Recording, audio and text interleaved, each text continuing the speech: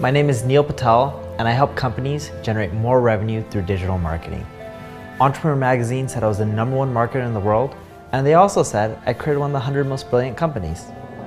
I started my first website at the age of 16. I took all the money that I earned from working at an amusement park, and I paid a marketing firm. The marketing firm provided no results, and I quickly learned that I wasn't alone. Out of my frustration and from being broke, I had no choice but to learn marketing. My first client was a power supply manufacturer.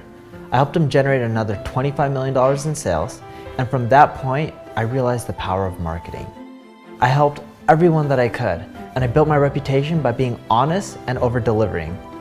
I've helped companies like Google, NBC, Viacom, General Motors, eBay, but nothing's more satisfying than helping small business owners succeed. I founded 4 multi-million-dollar companies, and I've learned all the mistakes that you should avoid. I've written about them on Forbes, Entrepreneur, Inc., Fast Company, and even on my own blogs. It's so awesome to know that colleges from all around the world are teaching my material in their classroom. Over the years, I've received awards from the President of the United States, the House of Representatives, and the United Nations. People believe marketing is expensive and difficult. Fortunately, that's not true. There is a formula. Even if you don't have a technical bone in your body, you can get results. And my mission is to share this formula with you.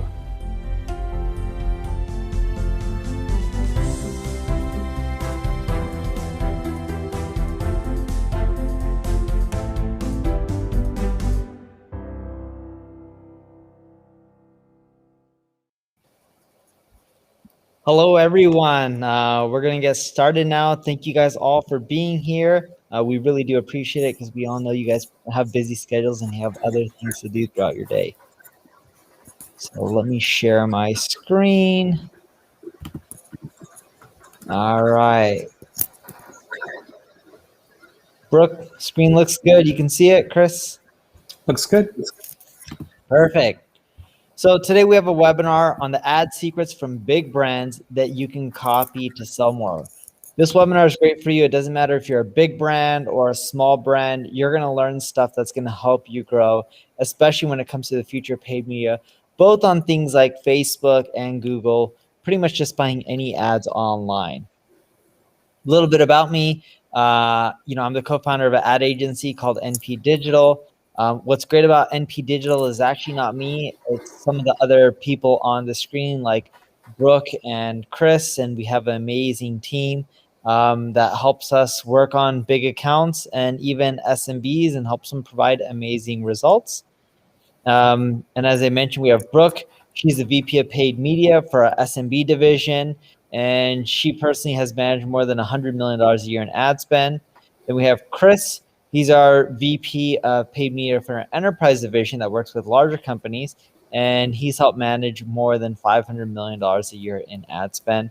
And beneath both of them, we have tons and tons of other people within our paid media departments. They've both worked at very large corporations before. Brooke herself worked at iProspect, where I think they managed something like $5 billion a year in ad spend. Chris, at one point, also used to work at Facebook as well. So do you feel like when you're doing your paid ads that you're fighting against the giants? And it may not just be big companies. A lot of times there's a lot of incumbents who have been around for a long time.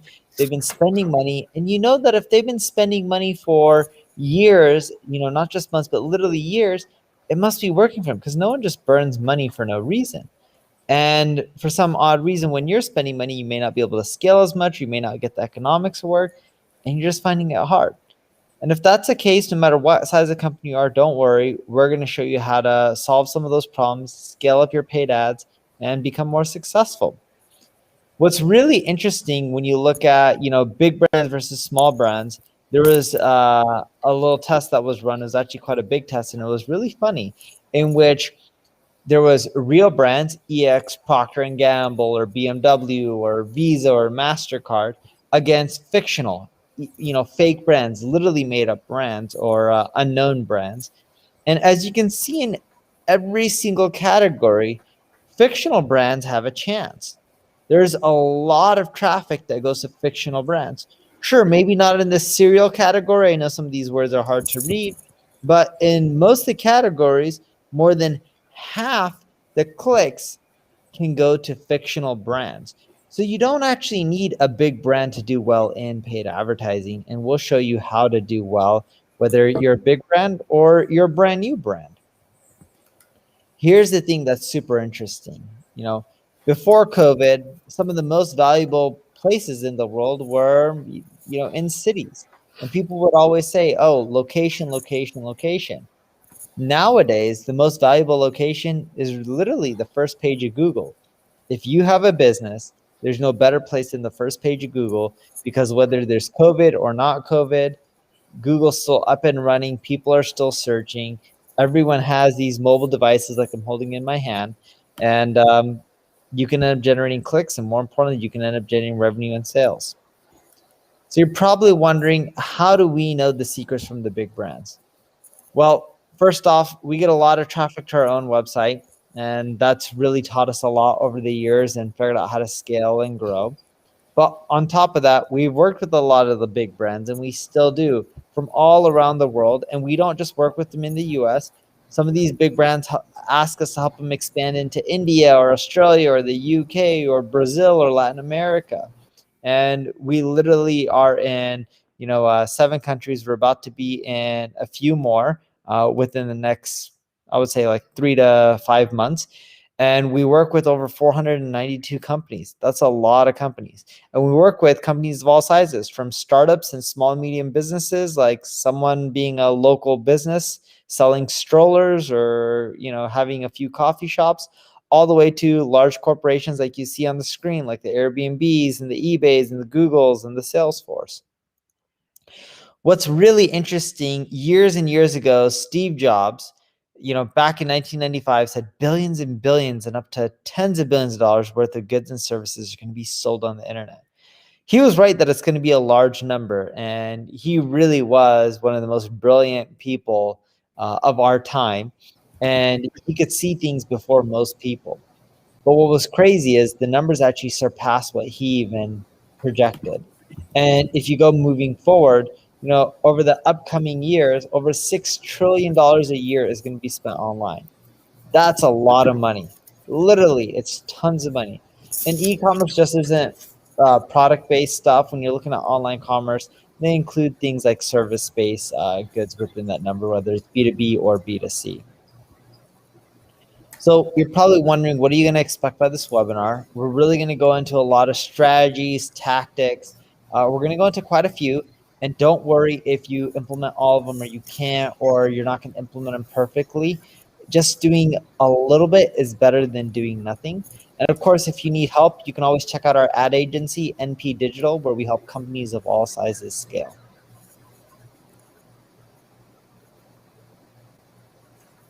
Sweet. Before jumping right in, before we're showing you these secrets, we want you to think of a couple of things first before we get into the key takeaways. Number one is, as a brand, you need to identify when your consumer is going to be in the mindset and shop and spend money online. So you need to ask yourself, when do people have a reason to spend money? Next slide. And it typically aligns as far as a consumer spending behavior around a holiday calendar. So you have to plan accordingly based and be cognizant of those holidays and knowing that brands are going to be active within those holidays, but that's when the consumer is most likely to purchase and have the need to purchase.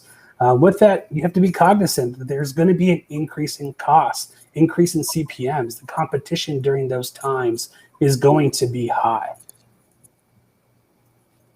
But brands also typically have different fiscal calendars than you might have. But for the most part, they do align with standard quarterly segments. Conversations typically happen with our clients towards the end of a quarter, towards the end of a month, is we have budget, we need to saturate, we need to spend it, or we lose it, or they have quarterly goals and numbers that they need to hit. So they could come to us and say, our numbers are down, we need to have a stronger push towards the end of this quarter to make up. And this is a good indicator that we might need to lower your flights for you as a smaller brand, because those are going to be high competitive times. right? But going into the next quarter, the start of the beginning of the quarter might be a lull time for some of these bigger brands. And that could be a good time for you to insert yourself into the auction with less competition and lower CPMs and lower CPCs. But also, brands are not necessarily just thinking about investments on digital. They're thinking about their investments that happen across all traditional media channels. They're activating TV, commercials, radio, print, digital out of home. And what they're trying to do is build awareness. And ultimately, that awareness is going to drive an action in the digital space. Once you're influenced by a TV, you're going to go search on Google. Once you listen to a radio ad, you're going to go search on Google. So you need to also be thinking about those brand activations leading to being present and digitally present in search. But it's never just ads. Today we're going to talk about ads and the functions and the needs to be prepared with your ads. But in reality, the strategy and planning component to activating media is more than just advertising. It's understanding who your audiences are. Are your landing pages effective for the purpose of the conversion or the checkout? Are you looking through and understanding the call to actions with the ad copy aligned to your landing pages for Google importance of quality score? There's going to be different components to what you need to activate, but it's never just the ads themselves. All right, jumping into the actual key takeaways, the key secrets. Secret number 1. Big brands prepare early. So as we think about this, how are you planning now for holiday, which is only 4 months away?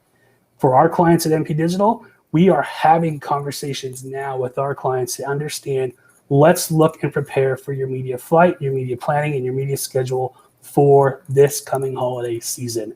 The conversations are happening now because we need to do a lot of things. We need to evaluate last year's performance. What were the winners? What were the activations? What target audiences align? What does your campaign holiday schedule look like this year? When is the most opportunistic time to start activating your media and work backwards from a timeline? So it might be that you think you have 4 months, but 4 months is not necessarily a lot of time when push comes to shove and activations start happening a month before Black Friday, Cyber Monday. So time is of the essence. Yeah, thank you, Chris. And as you mentioned, there are several big holidays throughout the year, but the United States is a very diverse country. And if you are selling a niche product, look up the holidays in your vertical or your industry that you can compete on when there's going to be a lot of people purchasing online. And so you don't always have to compete on, a Mother's Day and things like that. But for the big holidays, we call it the cyber weekend in the industry. But for that big holiday, you need to know what the predictions are.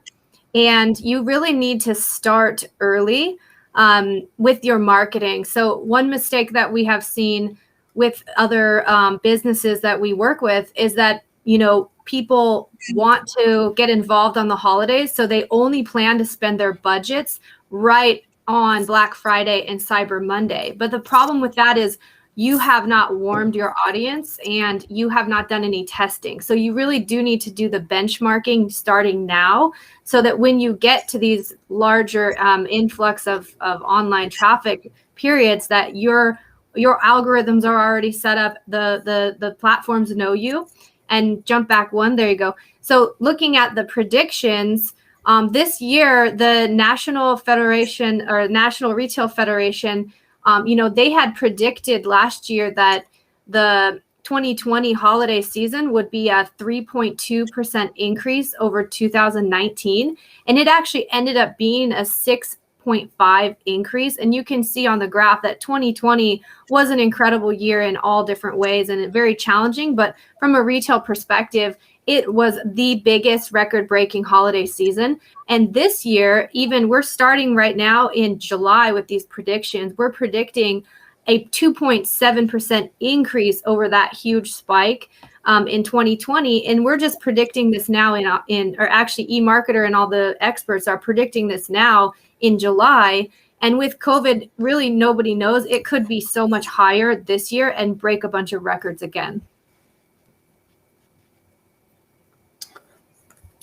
Point number 2 is things that we know, not necessarily just a prediction, but we know based on consumer and digital trends. And the first thing is mobile isn't going anywhere. It's only becoming more of a prevalent need for you as a brand to be optimizing for a mobile experience. The big takeaways is you need to expect that when you're activating media campaigns, regardless of vertical now, even if you're a B2B advertiser tuning in right now, you have to assume, unless you're specifically saying you don't want to show up on mobile impressions feeds, but your ads are going to generate impressions on mobile audiences first. So you need to create and be ready for that mobile responsive ad unit and also mobile responsive website. Consumption on media device or mobile devices is only going up, and we have to take advantage of that consumption as it grows globally for a mobile placement. Some things to do that is to understand that mobile sales are only going to be higher this year, obviously year over year with 73% increase. I'm sorry, total projected to be 70% of total e-commerce sales in this coming year. So that tells us that your experiences for your advertisers need to be frictionless experience. You have to set expectations in your ad copy, in your call to actions, and expect for the traffic to come via mobile devices. You want to make sure that you're ready for that transaction to happen in a mobile experience, because that's going to generate the best outcome for your user, given the experience they expect. And it's also why Google has a mobile first index, right? It's just like they know more people are using mobile devices than these desktop devices when browsing. So when it comes to planning and optimizing for mobile, it starts obviously with your content and your creative. From an advertising standpoint, you have to start designing for mobile placements. Think about creative that's going to stop the user and be considered thumb stopping, but also is the content just overall mobile friendly? Is the visitor to that traffic going to bounce, right? We're going to talk about landing page speed, but are you setting yourself up for a frictionless experience? The content should be easy to load, produce for mobile first users' mind, and actually make sure that it's not elongated sort of in terms of content, but it's quick, short, and to the point to get the user to act within mobile. And one more point on the mobile side is, at this day and age, no matter how you built your website, you have to have PayPal, Google Pay, Apple Pay. You have to have some sort of frictionless transaction capabilities, because I will tell you, like, if I'm on the couch, I'm not getting up to go get my credit card. I will abandon my cart and go find a place where I can purchase using Apple Pay or PayPal. And I think a lot of consumers are that way as well. That term frictionless experience isn't going to go away. You have to create as less friction as possible to get the user to act. Once you've invested in that cost to get them to your website, you're paying as an advertiser to get them there. So you have to do one of two things: give them that frictionless experience, and make sure the biggest one is an experience that they want and it's relevant to them. So the biggest thing is speed load time. So whether it's using a tool that allows to leveraging the page speed insights tool that analyzes your visitor probability of bouncing, this is going to be very important. You want to make sure that if you're investing, that they get to the website, it loads fast, you're giving them the content they need, and you're setting them up into the funnel of conversion that they expect. Awesome. So the fourth secret is that big brands test everything. So when I mean everything, we mean everything. So testing your pages, different features across your pages, test all of your ads against each other, against your control, against your brand, test different audiences. And this is when things start to get overwhelming, I think, for business owners and, direct digital marketers, as there are so many things to test. What we do for our customers is we put together testing matrix. And like I said, we need to start planning now and doing the testing before the big cyber weekends hit. And things to test creative. You can test creative against copy, do some audience research, layer in a different audience and test that creative again. You also can have different bid testing capabilities, and you can really take your time between now and then to test different combinations of this too. Within every single platform, there's multiple different placement opportunities, different types of ads, not just text, different text that you can layer over and around different images. So creating, you're testing different creative types as well. Like, are you going to have your image with a person in it, the slice of life type of creative? Are you going to make it a cartoon? Is it going to be informational and educational? Are you going to use the company's cover boy, aka Neil? And then within all of those different creatives, you have that copy. So as you can see on the screen, there's several different ways that you can approach your audience with that messaging. And again, this is the goal for your testing, is to figure out what is the right message for the right person at the right time. And as you can see at Neil Patel, he is very creative and very open to doing all sorts of testing. So these are some examples of just a static image ads that, we are testing across all the different platforms. So testing creative, not just within one platform, but within every platform. And as you can see, there's different, moods that Neil is in these images. There's people in the images that aren't Neil. We are testing using the illustrations or the doodle approach. And then after we run a test, we really try to measure the success of those creatives. And then we choose the winners and then test again. And then when it comes to on-page testing, so once you've tested all of your creative, and a lot of these tests are multivariate happening at the same time, you can also lead, you could be running in the background on your website some very, very simple tests. So even the add to cart button is what we're going to call it for this example, but you can change that add to cart to add to bag. You can change it to add to shopping bag. You can test different variations to see which one actually resonates the best with your audience. And Neil, I don't know if you want to tell here, like, which call to action, you've seen work the best out of all of these, but I think there's actually a clear winner. Yeah, it's so funny in which it's like people want to use different variations for anything adding to cart, and it always ends up being where add to cart just wins and it's the default. The other thing for like SaaS, start my free trial or subscription, that tends to convert really well. Anything that's relevant for like service-based business, anything that's relevant to what the audience is looking for. So for example, if you were to fill out a lead form on one of the Neil Patel pages, we continually test them, but typically the winner tends to be like, yes, I want Neil to help grow my traffic, or let's schedule a call and grow my traffic, because that's the benefit of what you're looking to do. So keep that in mind when you're testing some of your call to actions. Amazing. And then I can see in the chat, someone said, for big brands that have a lot of traffic, it's easy to do testing because you do get to through the learning period faster. But small brands there's different ways to increase traffic and pay very little for traffic across different types of Facebook ads and also Google display. So you can run tests at this very small, cost per click just to do the testing, even if you're not focusing on the ROAS at the time. But things on your web page as well. This is an example of a really clean and clear, great product page. So take a screenshot for anybody who is watching. You want to have your logo section and header up and to the left. You can test where that logo is. These are also opportunities to test. Product descriptions, you really should have the product reviews there. You want to build that credibility and brand trust. Also at the bottom, you can see a brand guarantee. That's really important as well. Any credentials that you have as a business. We do see a lot of our small business clients with tons of awards that they have won in their industries, but they're not showcased anywhere that the client or the customers would really see it. That's going to help influence their purchase.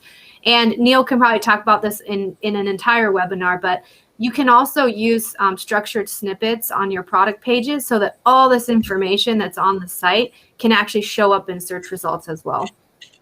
Yeah, which will help increase your click-through rate. So it's definitely worth doing.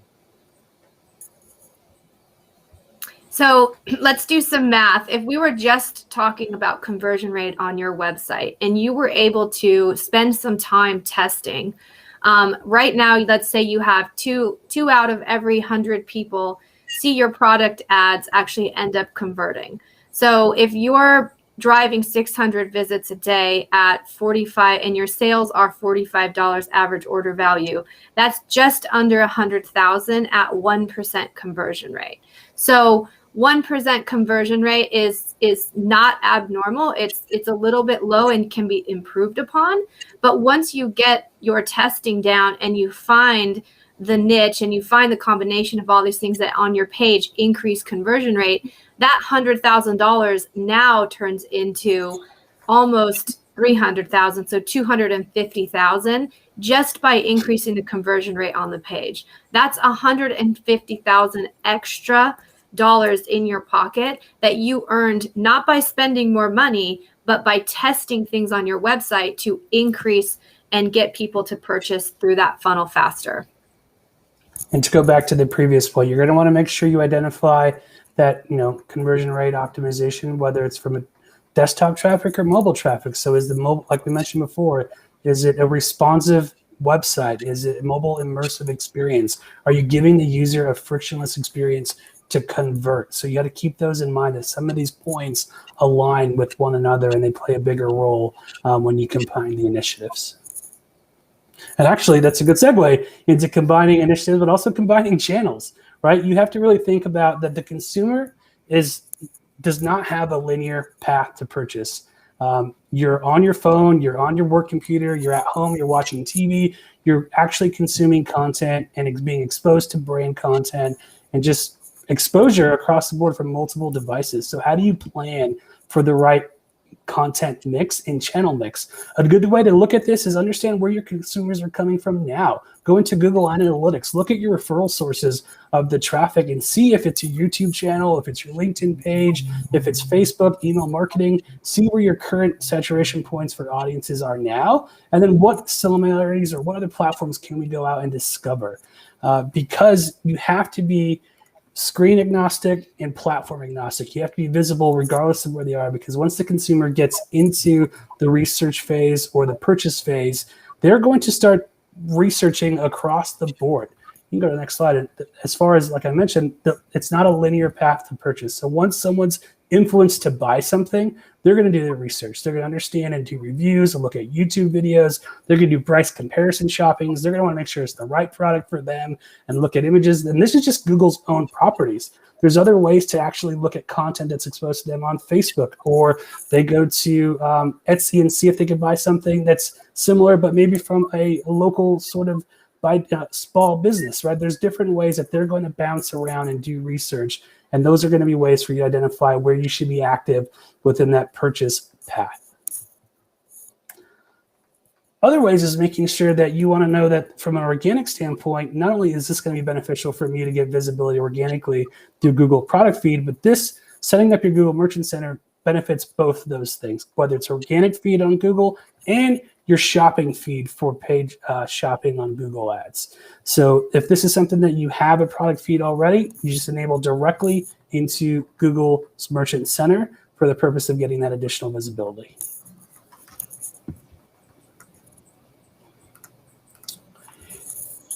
So once you're actually able to drive that sort of activation, you're driving that traffic, you're driving that ad unit, and you get them to act. As Brooke mentioned earlier, she is on the couch browsing. She sees a pair of sheets that she wants, but she doesn't have her credit card, and she just added them to her cart, but she's not going to get up to buy. That is basically in her cart, ready to go. Maybe next time she might purchase, but she might forget. This happens often. Cart abandonment rates are high for most cases if you don't provide that frictionless experience to check out. It's up to us as advertisers to plan for these occurrences. What are you doing to segment that traffic? How are you using specific ad tags and pixels to identify and know that that consumer added a product to their shopping cart? And how do you go after them and remarket to that user, or activate an email drip campaign to say, hey, you left this in your shopping cart, come back and buy. You need to set up those reminders and those occurrences to get them to finish the activation that they started, which is purchase.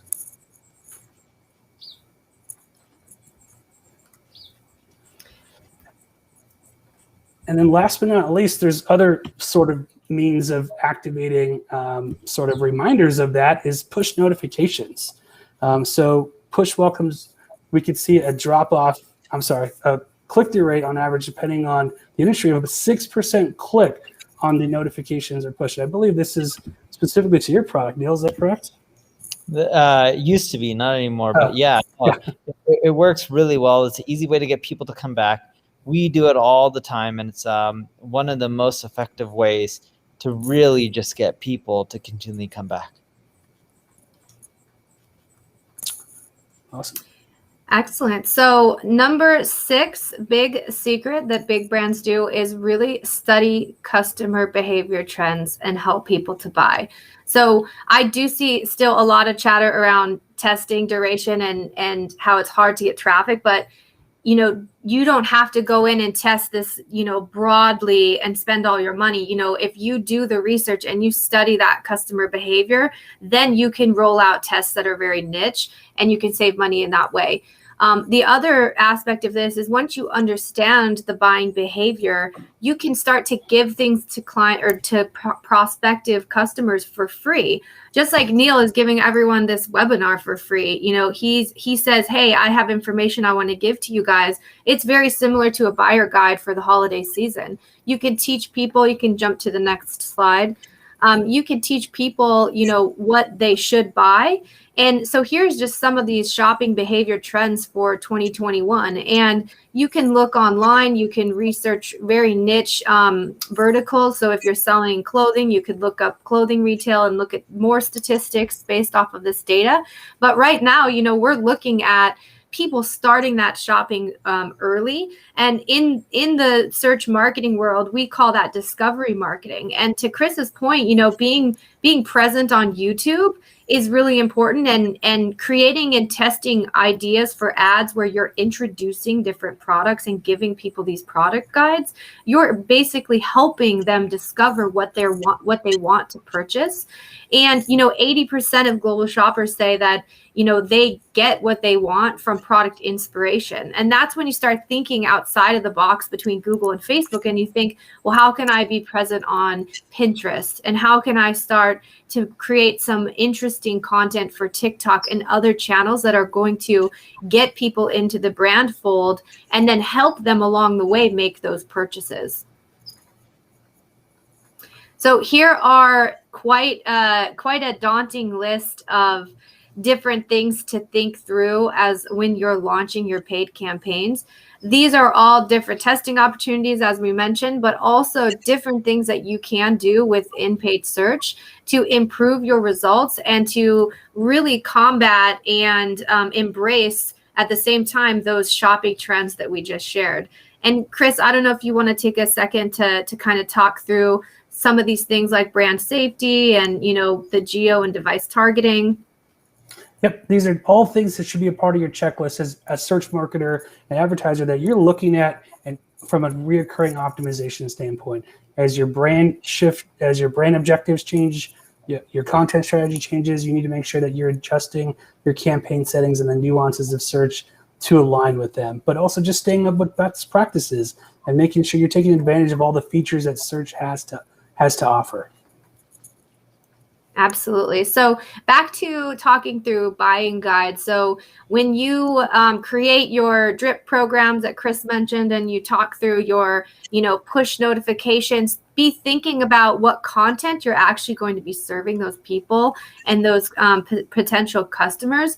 Make it so that you can share with them the top products sold on your website, for example. You can give it to them in a perspective that it's like a catalog, as if they were shopping in the store, walking from shelf to shelf. Present those products to them. Here's an example that Microsoft did. Here's Happy Valentine's Day. Find out what people are interested in, and here's a focus on the entertainment, and then you can browse through these different guides and different products. So you're the expert in your industry. Never forget that. People want you to tell them what to buy, and this email setup is a great way to do that. And you can create multiple different emails along the way leading up into holiday, and then people will also remember your product and your brand name basically from this type of guide email.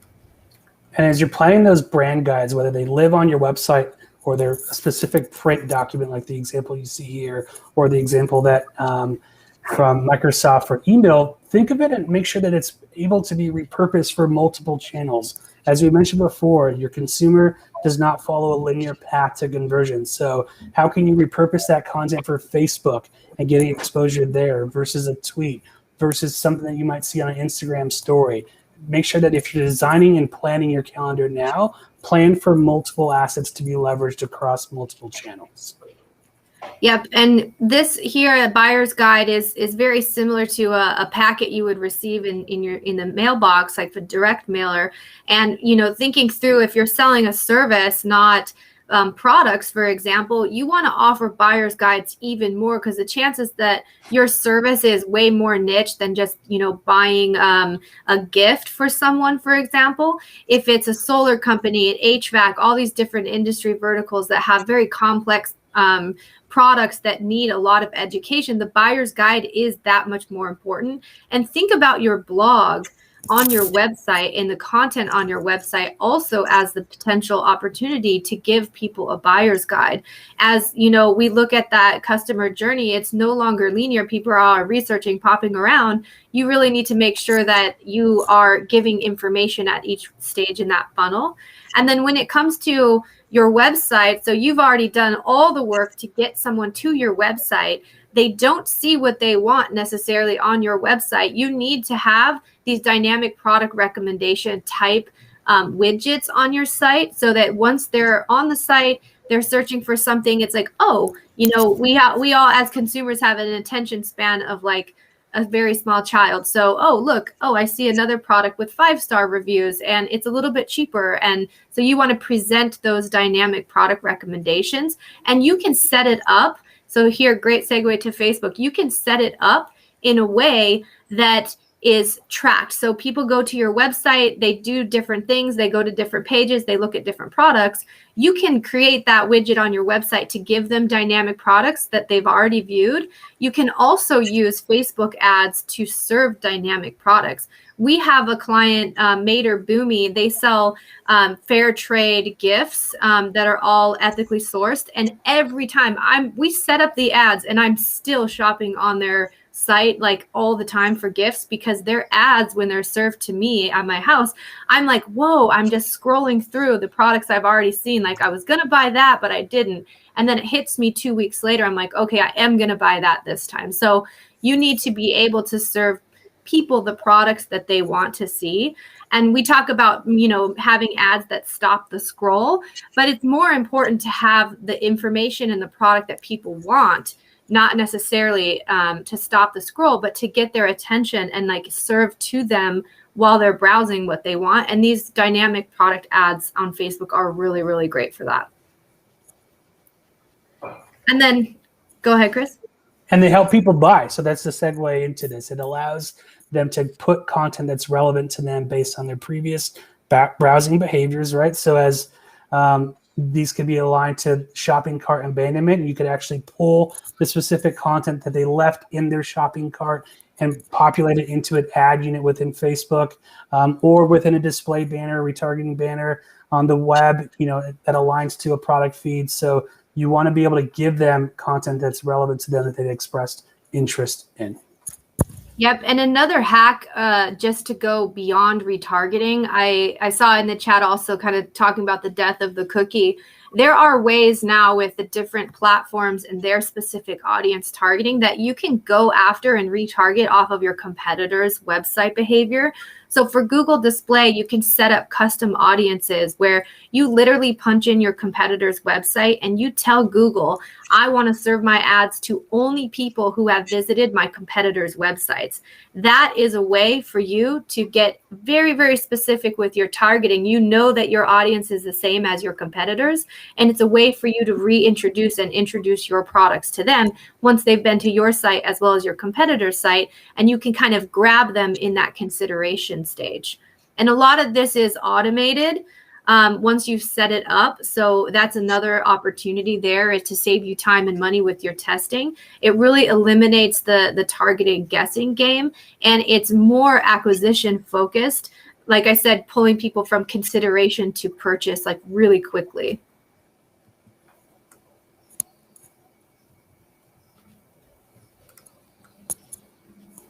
And I keep going.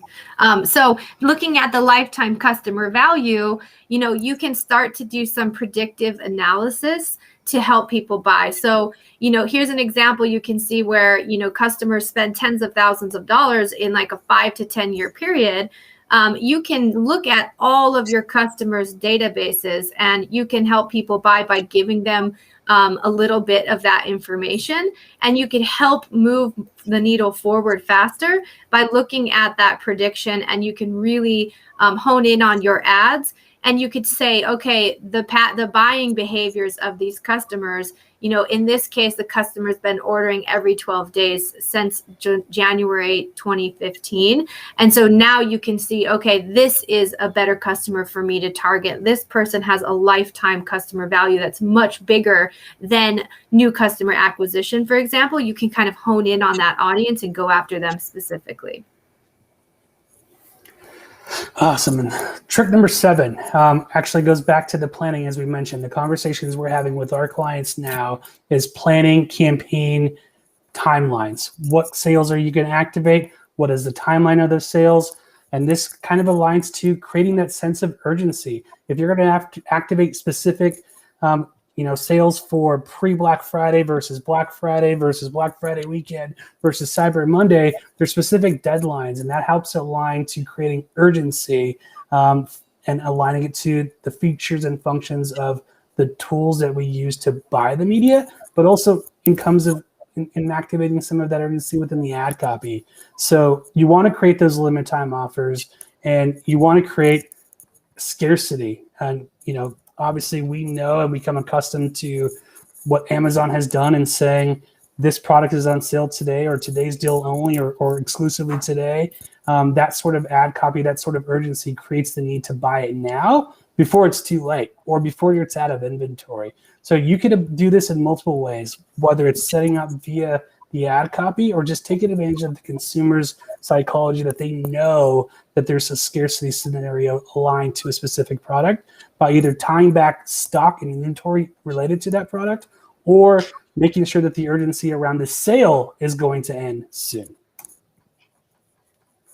So as again, Amazon does really good with this and saying today's deal only, or having a deal of the day or a deal of the week. You want to be able to put some sort of time frame or reference to a product if you can. Maybe you're trying to get rid of remnants of inventory that you have, or you're moving into your next season and you have to get rid of it. You want to be able to put some sort of level of it's only available for X amount of time before it goes away.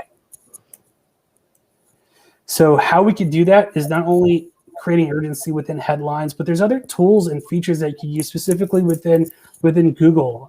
There's sort of countdown promo extensions that you could use as site link extensions within Google. As we mentioned earlier before, updating your product feed directly into Google Merchant Center. You could also upload a promotional feed and say this product is marked down for a specific time frame, and it will showcase what the marked down value of that price is to tell the consumer that this is on sale now and it's only for a limited time.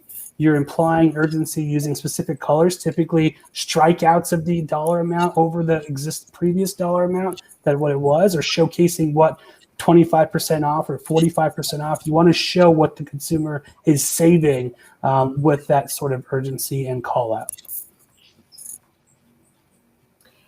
And secret number 8, big brands plan for the worst. So when you're thinking about the upcoming holiday season and you have all your budget and everything set up, you really need to think through a backup plan. In my experience, I've gone through probably 15 or 17 holiday seasons now with clients. And it is very, very challenging when something goes wrong and you're not able to kind of get and tap into all of that potential revenue. So get organized, and you guys, again, take a screenshot, or Neil will send this out after the webinar, but we're giving you guys this checklist to make sure that you're ready for the upcoming holiday season. And in general, this is something that you can use any campaign launch or any season, but get organized, double check that conversion tracking. I will go through just a few of these. making sure that you're, targeting long tail keywords. What is that strategy? Making sure that you're able to save and that cost per click and test early again. Making sure you have a negative keyword strategy set up. I have seen it very, very sad when it happens. And this is something we look through when we do our audits for potential clients, is we look to see that, they have a broad match keyword that's set up that's, incredibly broad, like the keyword intern on accident. And that is matching to all kinds of things. We go in and we say, wow, you could save, $10,000 just on this keyword. And so making sure that you have that match type strategy plus the keyword, negative keywords, is really, really important. And then, going through just each one of these to make sure that everything is set up correctly and that you can plan for potentially anything to happen along the way. This protects you from having to go through those learning experiences. Yep. And you want to audit everything. Start now. Start your structure of evaluating what's been performing well, where your gaps are, and just look at the basics again in preparation for the holiday season. So you want to understand what your current structure looks like, making sure that the objectives are aligning to your business outcomes that you're trying to drive. Are you using the right functionalities of audience targeting, whether it's custom audiences, pixel-based audiences, lookalike audiences? Know and understand what's worked well for you and making sure they're set up for success moving into Q4 of this year. The other things is not only just the foundation and the setup, but also what you're doing to take advantage of all those functions and features that, in this case, Facebook has to offer. So are you using dynamic product ads? Are you using your product feed integration, or what Facebook calls it, your catalog integration with your feed?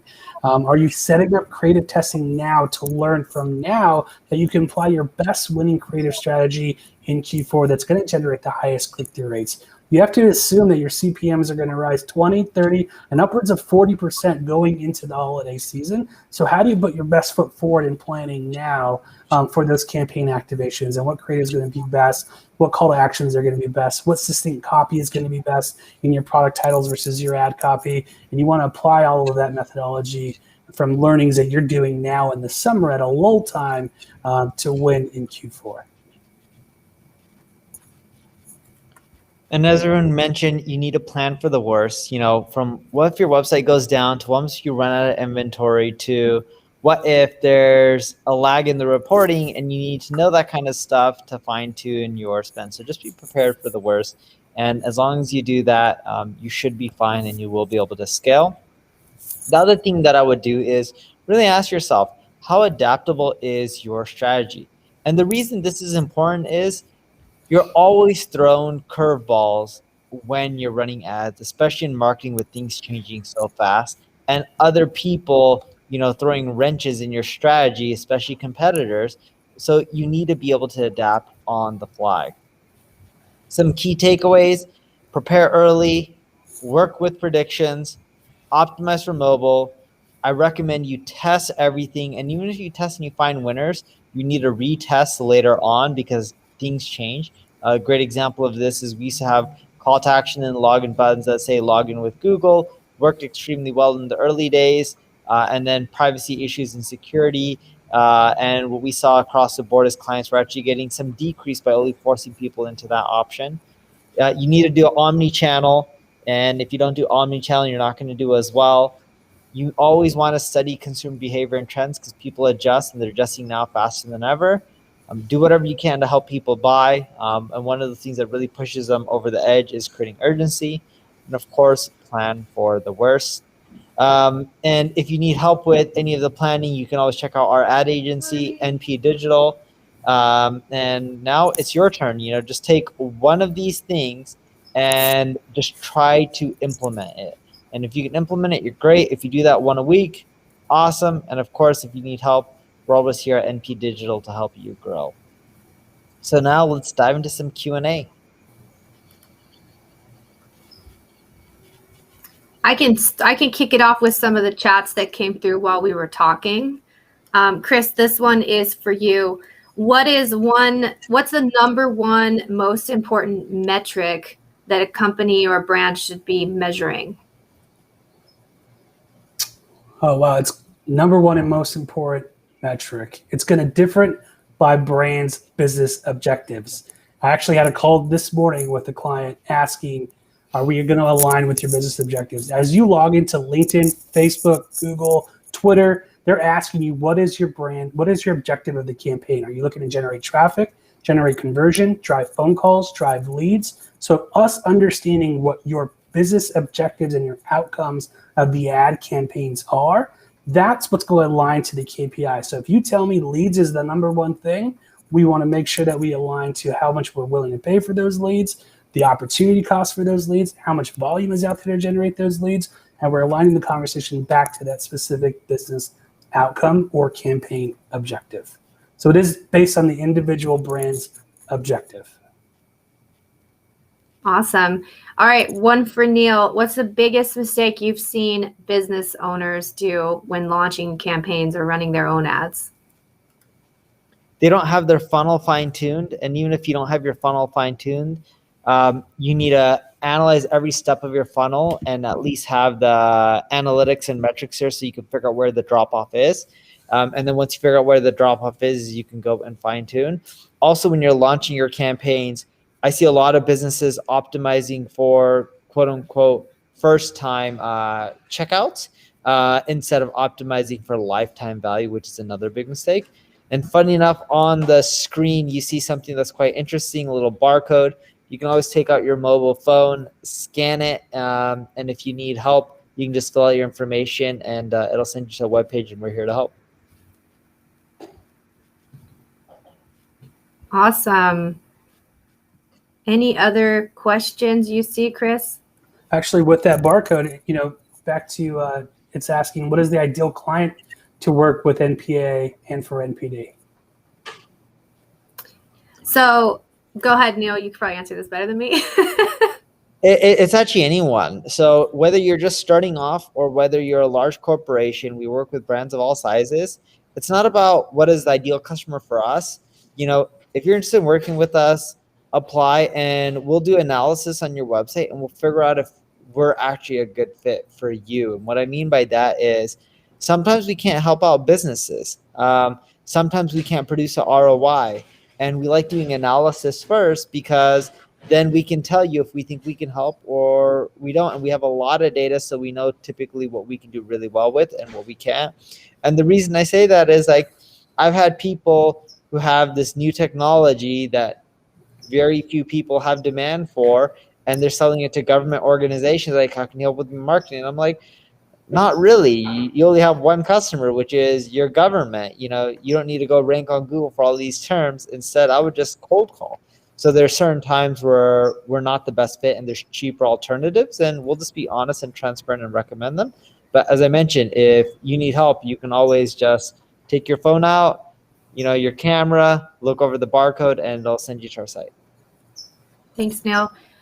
One question here, which is really good since we talked a lot about retail, and I'll answer this question, which is how to create urgency for B2B. And the answer goes back to those buying guides.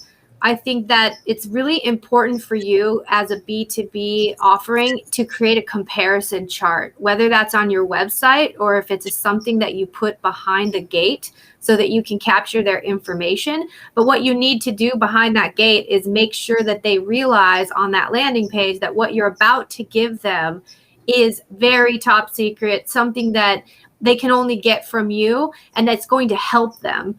And so that's what your landing page should cover is, we're going to compare these, 5 different features from our brand to these other brands.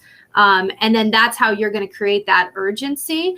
And then the other thing is have information, do consumer research, have something of value to give them. And make sure that value is not something they can get for free from your competitors, and make sure you put that behind the gate, because your number one goal is to get those leads so that your sales team can then go and close those deals for you. And it's very impactful. It's going to be the difference of making or breaking your business sometimes for independent B2B clients.